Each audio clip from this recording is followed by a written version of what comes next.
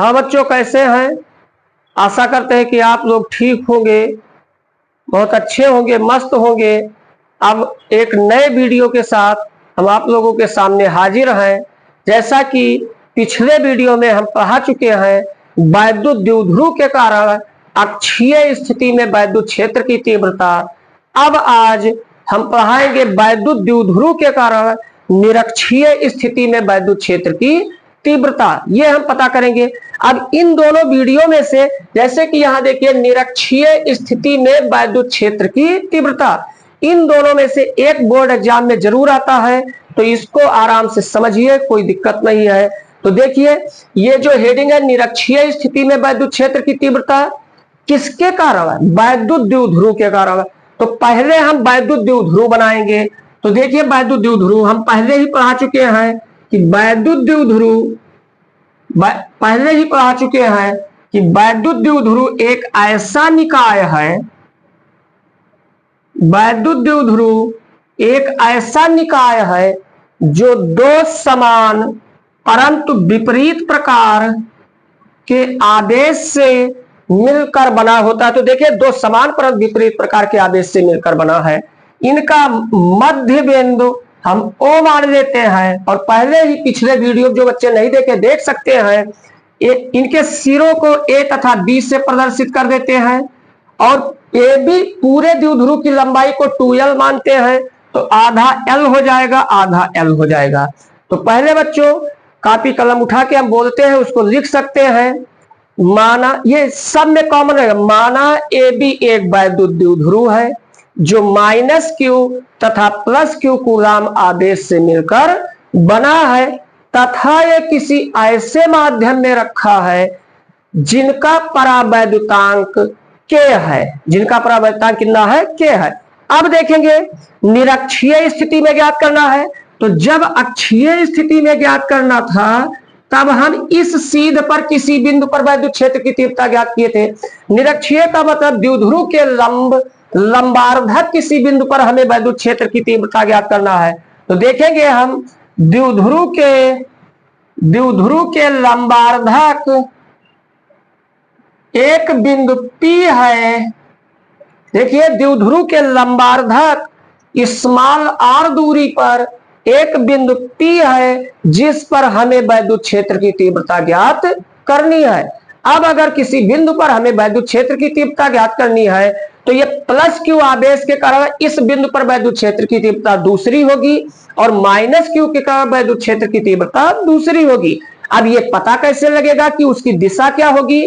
तो यहां अगर कोई धन परीक्षण आवेश हम रख देते हैं Q0, जो पहले बता चुके हैं, तो ये +Q आवेश उसे क्या करेगा? प्रतिकर्षित करेगा। तो ये जो इसके प्रतिकर्षण की दिशा है, वही +Q आवेश के कारण वैद्युत क्षेत्र की तीव्रता की दिशा होगी। तो इसको हम खींचते हैं।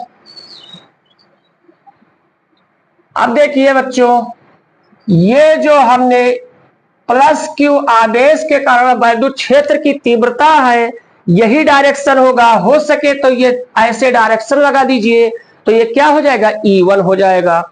E1 हमने मान लिया है। अब देखिए, -Q आवेश के कारण वैद्युत क्षेत्र की तीव्रता, क्योंकि ये धन परीक्षण आवेश को क्या करेगा? अपनी ओर आकर्षित करेगा।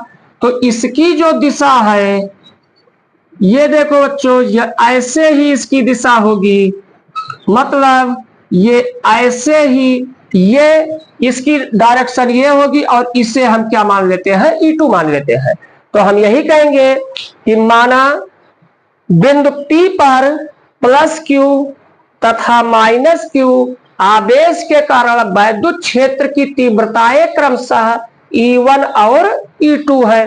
अब बच्चों ध्यान दीजिए, चूंकि E1 देखिए तिरछा लगा है बल, ये तिरछा है वैद्युत क्षेत्र, E2 भी तिरछा है। और जब कोई तिरछा, जैसे ये देखिए बल लगाते हैं तिरछा, मान लीजिए 10 न्यूटन का बल किसी चीज को खींचने के लिए ऐसे तिरछा लगाते हैं, तो इसका कुछ हिस्सा 10 न्यूटन का ऊपर लंबवत चला जाता है, और कुछ हिस्सा समांतर चला जाता है।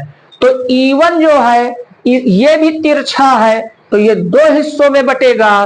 तो बिंदु P पर अगर प्रवामी वैद्युत क्षेत्र की तीव्रता कहें, तो हम क्या मान लेते हैं? E मान लेते हैं। अब हमें E का मान ज्ञात करना है। तो देखिए वहां पर जब अक्षीय स्थिति में था तो ये हमारा E1 था और ये हमारा E2 था, सीधा ये विपरीत दिशा में था, तो ज्यादा में से कम को हमने घटा दिया था। लेकिन यहां पर तिरछा है, इस एंगल को हम अगर थीटा मान ले तो ये भी एंगल क्या होगा बच्चों, ये भी थीटा हो जाएगा, क्योंकि ये रेखा द्विध्रुव के क्या है, समांतर है। अब देखें इसको हम यहां मिला देते हैं। अब एक ही कार्य बचा है कि ये E1 जो है वैद्युत क्षेत्र की तीव्रता E1, इसका द्विध्रुव के समांतर ये हिस्सा क्या होगा और द्विध्रुव के लंबवत ये हिस्सा क्या होगा, यही हमें जानना है। तो देखिए इसके लिए आराम से समझिए, हम दूसरा फिगर बना देते हैं वही फिगर को। ये देखिए बच्चों, ये हमारा E1 है और यहां पर बिंदु P है और ये हमारा E2 है, ये हमारा E2 है और ऐसे नहीं, ये हमारा E है और ऐसे देखिए ये हमारा क्या है, E2 है। और ये एंगल देखिए बच्चों, ये एंगल क्या हो जाएगा, थीटा, क्योंकि ये भी द्विध्रुव के समांतर है। अब ध्यान दीजिए, एक रेखा हम ऐसे ड्रा करते हैं और ये रेखा द्विध्रुव के कैसी है, लंबवत है। तो ये रेखा द्विध्रुव के लंबवत, और इसको हम ऐसे मिला देते हैं तो ये रेखा द्विध्रुव के क्या हो गई, समांतर हो गई। ये समांतर हो गई और ये रेखा क्या हो गई, लंबवत हो गई। अब आराम से समझिए, जो माइंड खर्च करके जानना चाहते हैं कि ये कैसे आया इसका मान, तो वो यहां बता रहे हैं। देखिए बच्चों, ये टोटल एंगल कितना होगा, 90 डिग्री, और यहां पर ये टोटल 90 होगा, ये यहां पर थीटा है, तो ये जो शेष बचा ये क्या हो जाएगा, 90 माइनस थीटा हो जाएगा। अब बच्चों ध्यान दीजिए, हमें क्या करना है, हमें ये देखिए जो 90 माइनस थीटा के सामने वाली भुजा है इसका मान ज्ञात करना है, और जो 90 माइनस थीटा के बगल वाली भुजा ये ज्ञात करना है। क्योंकि ये जो सबसे बड़ी भुजा है ये तो E1 हमें पता ही है। अब सभी लोग ये जानते हैं कि कोई भी, देखिए यहां पर कोई भी समकोण त्रिभुज है, तो अगर हम इस एंगल की बात करेंगे तो इस एंगल के जो नाक के सामने भुजा होगी वो लंब होगी, और जो सबसे बड़ी भुजा है वो तो फिक्स है, हाइपोटेनियस होगी, कर्ण होगी। तो जो बचेगा वो मजबूरी में क्या होगी, आधार होगी। मगर अगर ये एंगल की बात करेंगे तब उसके सामने वाली भुजा ये लंब हो जाएगी, और ये तो फिक्स ही है हाइपोटेनियस, और ये आधार हो जाएगी। तो यहां पर देखिए 90 माइनस थीटा के जस्ट सामने जो भुजा ये है द्विध्रुव के समांतर वाली फर्स्ट नंबर भुजा, ये क्या होगी, ये लंब होगी इस एंगल के लिए, और ये जो बगल में है सेकंड नंबर भुजा मान लेते हैं, ये क्या होगी, आधार होगी। अब देखिए बच्चों, हमें यही फर्स्ट और सेकंड नंबर भुजा ज्ञात करना है। तो आराम से समझिए, देखो कैसे हम ज्ञात करते हैं।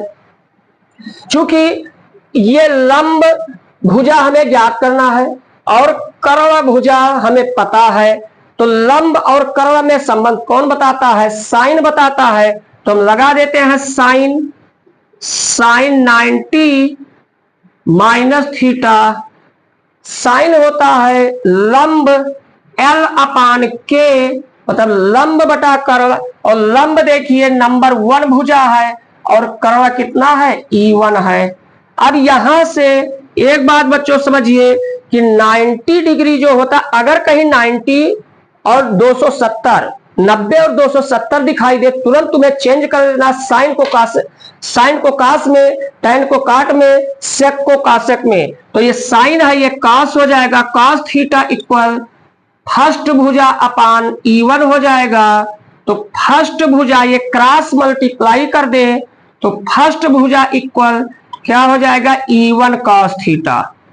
इसका मतलब 100 बात की एक बात ये समझ में आया कि द्विध्रुव के जो समांतर भुजा होगी या समांतर वैद्युत क्षेत्र की तीव्रता होगी वो कितना होगी, E1 cos थीटा। अब देखिए बच्चों, अब ये हमें द्विध्रुव के लंबवत भुजा पता करना है, तो इसका मतलब आधार पता करना है, तो इस बार कास लगा दीजिए, कास 90 माइनस थीटा इक्वल क्या हो जाएगा, आधार को हमने 2 नंबर भुजा माना है और सबसे बड़ी भुजा क्या है, E1 है। एक बार ये 90 है फिर चेंज हो जाएगा, अब ये क्या हो जाएगा, साइन थीटा इक्वल सेकेंड भुजा अपान E1, क्रॉस मल्टीप्लाई करेंगे तो सेकेंड भुजा इक्वल आ जाएगा E1 कॉस थीटा। अब देखिए बच्चों आराम, अब देखिए E1 साइन थीटा हो जाएगा।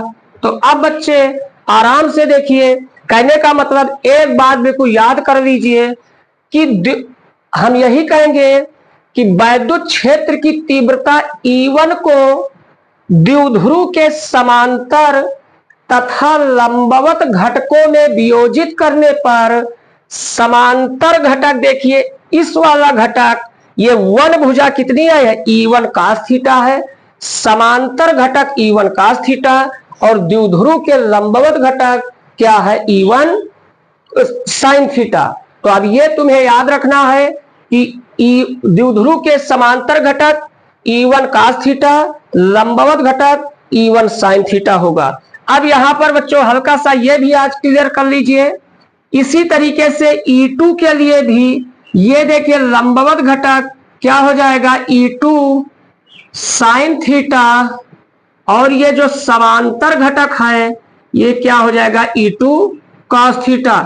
तो हम यही कहेंगे कि वैद्युत क्षेत्र की तीव्रता E1 तथा E2 को द्विध्रुव के समांतर व लंबवत घटकों में वियोजित करने पर समांतर घटक क्या मिलता है, समांतर घटक देखिए यहां पर समांतर घटक है E1 cos थीटा और E2 cos थीटा तथा लंबवत घटक E1 sin थीटा और E2 sin थीटा। लेकिन बच्चों एक बात यहां पर इस चित्र में भी ध्यान से देख लीजिए कि ये जो लंबवत घटक है ये E1 sin थीटा ये तो ऊपर जा रहेगा और ये नीचे की तरफ जो घटक है ये देखिए ये हमारा E2 sin थीटा ये नीचे की तरफ है। तो चूंकि बिंदु P पर द्विध्रुव के लंबवत घटक E1 sin theta E2 sin theta ये दोनों परस्पर बराबर परंतु विपरीत हैं, इसलिए ये क्या हो जाएंगे, निरस्त हो जाएंगे। अंत में द्विध्रुव के अक्षीय स्थिति में बिंदु P पर वैद्युत क्षेत्र की तीव्रता क्या हो जाएगी, E बराबर समांतर घटक ही काम आएगा, तो E इक्वल हो जाएगा E1 cos theta plus E2 cos theta, यही बच्चों आ जाएगा। अब देखिए हम यही कहना चाहते हैं कि जो बच्चे इसको समझना चाहते हैं वो तो समझ ले अच्छे से ये कैसे आया 2 बार वीडियो चलाकर, लेकिन बायो वाले बच्चों को कोई परेशान होने की जरूरत नहीं है।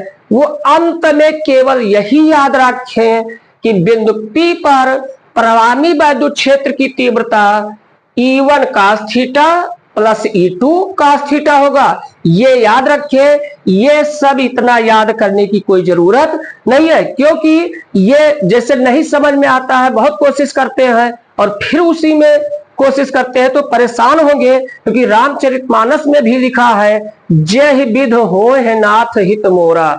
तो जैसे भी तुम लोगों का हित हो वही करिए, जो कम समझ पाते हैं वो उसको याद रखें, वरना बहुत अच्छे से समझाएं। 2 बार समझेंगे तो बहुत अच्छे से समझ जाएंगे।